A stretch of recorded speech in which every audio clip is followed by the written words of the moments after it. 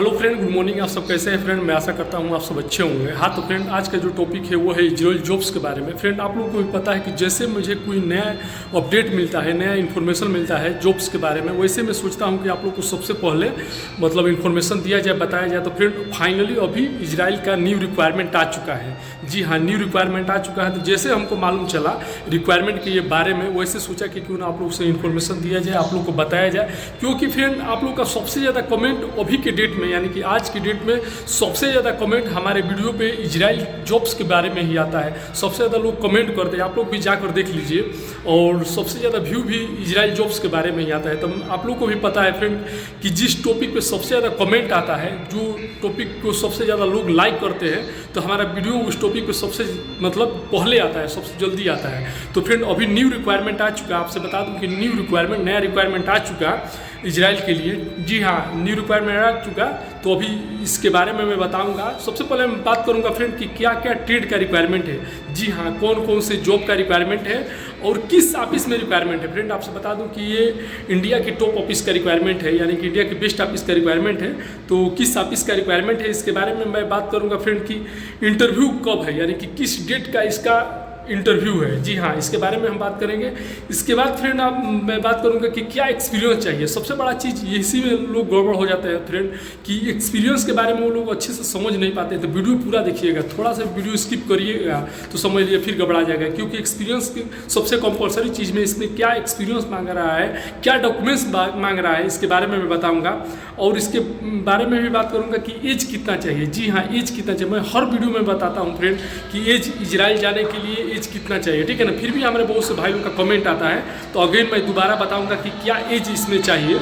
और सबसे बड़ा चीज़ मैं फ्रेंड बता दूं कि पासपोर्ट का वैलिडिटी क्या है, मतलब क्या चाहिए, यानी कि पासपोर्ट जो आपका है। सबसे ज़्यादा हमारे भाई लोग का कमेंट इजराइल जॉब्स के बारे में इसी पे आता है कि क्या पासपोर्ट का वैलिडिटी कितना चाहिए, 1 साल चाहिए कि 2 साल चाहिए कि 3 साल चाहिए, यानी कि पासपोर्ट आपका एक्सपायरी होने में कितना समय रहेगा तो आप इजराइल जा सकते हैं, ठीक है ना। इसके बारे में बात करूँगा। तो फ्रेंड, अभी तक आप चैनल पर नए हैं तो प्लीज़ चैनल को सब्सक्राइब कर लीजिए, बगल में बेल आइकन घंटी दबा दीजिए, ताकि ऐसे इन्फॉर्मेशन नॉलेज आपको हमेशा मतलब मिलते रहे। ओके, तो चलिए वीडियो स्टार्ट करते हैं। तो फ्रेंड, सबसे पहले मैं बता दूं फ्रेंड कि जो ट्रेड का रिक्वायरमेंट है, ध्यान से सुनिए क्या क्या ट्रेड का रिक्वायरमेंट है। तो सबसे पहले है कारपेंटर। जी हाँ, कारपेंटर में सेटरिंग कारपेंटर का रिक्वायरमेंट है। जी हाँ, सेटरिंग कारपेंटर।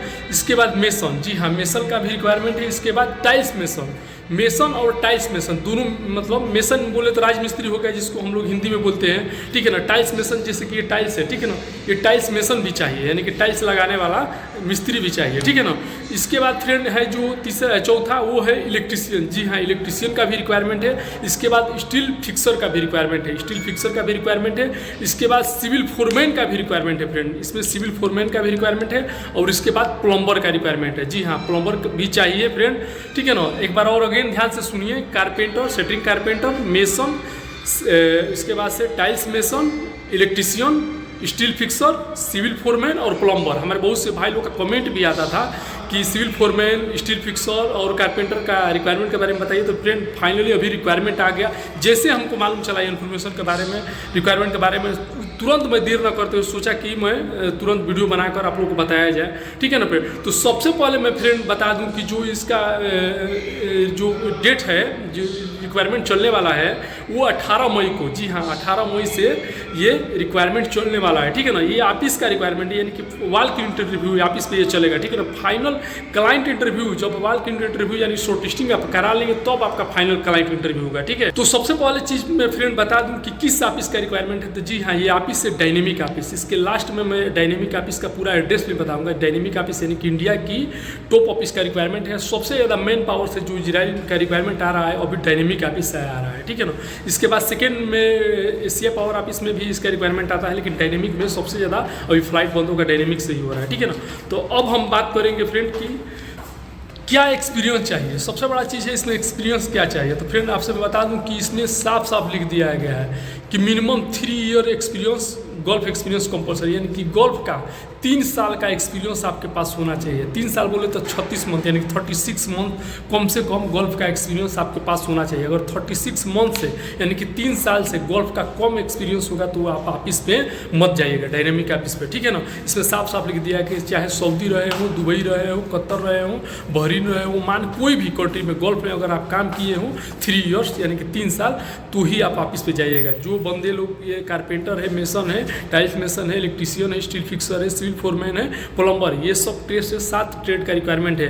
जो भी भाई लोग का गोल्फ एक्सपीरियंस होगा वही लोग ऑफिस पे जाइएगा, अपना शॉर्ट टेस्टिंग कराइएगा, उन्हीं का शॉर्ट टेस्टिंग होगा, ठीक है ना। अगर आपका गोल्फ एक्सपीरियंस नहीं है, अगर आप फ्रेशर है तो ऑफिस पे मत जाइएगा, ठीक है ना, क्योंकि फिर वहाँ से रिजेक्ट हो जाएगा और फिर आपको आना पड़ेगा, ठीक है। तो ये हो गया एक्सपीरियंस के बारे में। एक चीज़ और मैं बता दूँ फ्रेंड कि जो सिविल फोरमैन है उनके पास डिप्लोमा कंपलसरी है, यानी कि डिप्लोमा आपके पास होना चाहिए, ड्राइविंग लाइसेंस इंडिया का वैलिड होना चाहिए, ठीक है ना। ये चीज़ ध्यान में रखिएगा, गोल्फ का भी होगा तो चलेगा, इंडिया का भी होगा तो चलेगा, ये चीज़ है, डॉक्यूमेंट्स ये कंपलसरी है, ठीक है ना।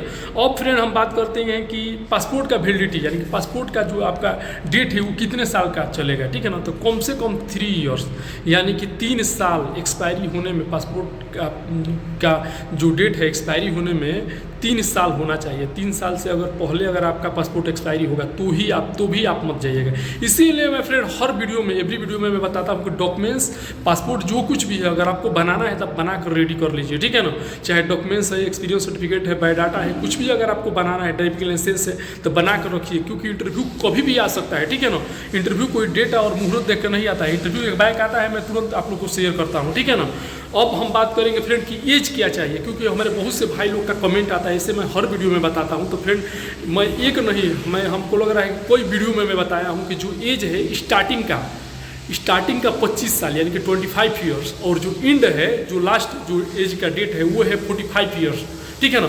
यानी कि स्टार्टिंग में 25 साल से अगर एज आपका कम है, जैसे कि 24 साल, अगर आपका 11 महीना अगर 29 दिन भी है तो भी आप मत जाइएगा, ठीक है ना। यानी कि 25 साल पूरा करेक्ट होना चाहिए, 25 से ज़्यादा रहेगा तो ही आपका मतलब सिलेक्शन होगा, ठीक है ना। ये चीज़ ध्यान में रखिएगा, क्योंकि क्लाइंट है जो ऑफिस वाला है वो आपका पासपोर्ट का मतलब पासपोर्ट पे डेट ऑफ बर्थ चेक करता है, यानी कि जन्म तिथि चेक करता है, ठीक है ना। ऐसे आपका जन्म तिथि कितना है ये मायने नहीं रखता है। बहुत से लोग कमेंट कर रहे हैं, हमारे बहुत से भाई लोग, कि पैन कार्ड पे हमारा कम है और पासपोर्ट हमारा ज़्यादा है। तो भाई पैन कार्ड से मतलब नहीं है, आपका आधार कार्ड से मतलब नहीं है, आपका स्कूल के मार्कशीट से मतलब नहीं है, आपका पासपोर्ट में जन्म तिथि कितना है ये मायने है, क्योंकि पासपोर्ट से आप विदेश जाएंगे, इजराइल जाएंगे कमाने के लिए। तो जो क्लाइंट आएगा इंटरव्यू लेने के लिए वो पासपोर्ट चेक करेगा, पासपोर्ट पर डेट ऑफ बर्थ चेक करेगा, ठीक है ना।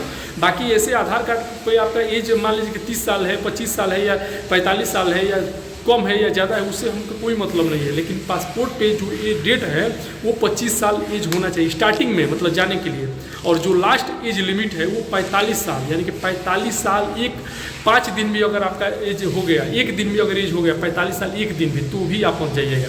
45 साल से 1 दिन आपका एज ज़्यादा नहीं होना चाहिए, ठीक है ना। समझ रहे हैं बात ना, मैं ओपन बता रहा हूँ, क्योंकि बहुत से हमारे भाई लोग का ये इस पर मतलब कमेंट आता है, पूछते हैं कि भैया हमारा 46 साल हो गया, चाहे 45 साल 1 महीना हो गया, चाहे 45 साल 10 दिन हमारा ज़्यादा हो गया। तो भाई जो लिख देता है ना वो लोग तो उतना ही लेता है। जैसे 45 साल लिख दिया तो 44 साल 12 महीना ही लेगा, 44 साल 12 महीने 1 दिन भी आपका हुआ तो रिजेक्ट कर देगा, नहीं लेगा। तो ये चीज़ इंपॉर्टेंट चीज़ था, तो सोचा कि मैं ओपन आप लोग से खुल के मैं बता दूं, क्योंकि बहुत से भाई लोग समझ नहीं पाते हैं, ठीक है। तो फ्रेंड फाइनली अभी रिक्वायरमेंट आ चुका है, ठीक है ना। Carpenter, mason, tiles mason, electrician, steel fixer, civil foreman और प्लम्बर, ये सब ट्रेड का जो भी भाई लोग स्टेट से है, तो 18 तारीख से यानी कि 18 मई से डायनेमिक आप इसमें शॉर्ट लिस्टिंग चलेगा, जाकर अपना शॉर्ट लिस्टिंग करा लीजिएगा। मैं पहले इसलिए मैं बता दूँ फ्रेंड कि ज़्यादातर हमारा वीडियो यूपी बिहार से लोग देखते हैं, ऑल इंडिया से देखते हैं। हमारे भाई लोग कमेंट भी ऐसे करते हैं कि भाई हम लोग भी बंगाल से देखते हैं, यहाँ से देखते हैं। हाँ भाई, लेकिन मतलब ज़्यादा तो जो जाने वाले लोग हैं यूपी बिहार से ही है, ठीक है ना।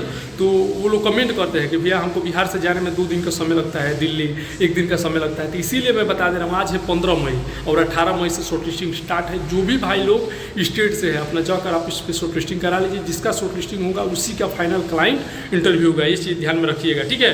फ्रेंड आपसे बता दूं कि इजराइल का जो भी रिक्वायरमेंट आता है मैं थोड़ा सा भी देरी नहीं करता हूं। सोचता हूं कि जल्दी से जल्दी अपने जो भी हमारे सब्सक्राइबर लोग हैं, जो भी हमारे भाई लोग हैं जो हमारा वीडियो देखते हैं, उन तक वीडियो मतलब उनको इन्फॉर्मेशन पहुंचाया जाए, बताया जाए। तो फाइनली मैं डायनेमिक ऑफिस का मतलब जो एड्रेस है वो मैं बता दे रहा हूँ, तो ध्यान से नोट कर लीजिए। डायनेमिक हाउस प्राइवेट लिमिटेड, ठीक है ना, KH71 बागरोला विलेज सेक्टर 8। जी हाँ, KH71 Bagrola village sector 8 Dwarka New Delhi. जी हाँ, ये डायनेमिक ऑफिस का मतलब नंबर है।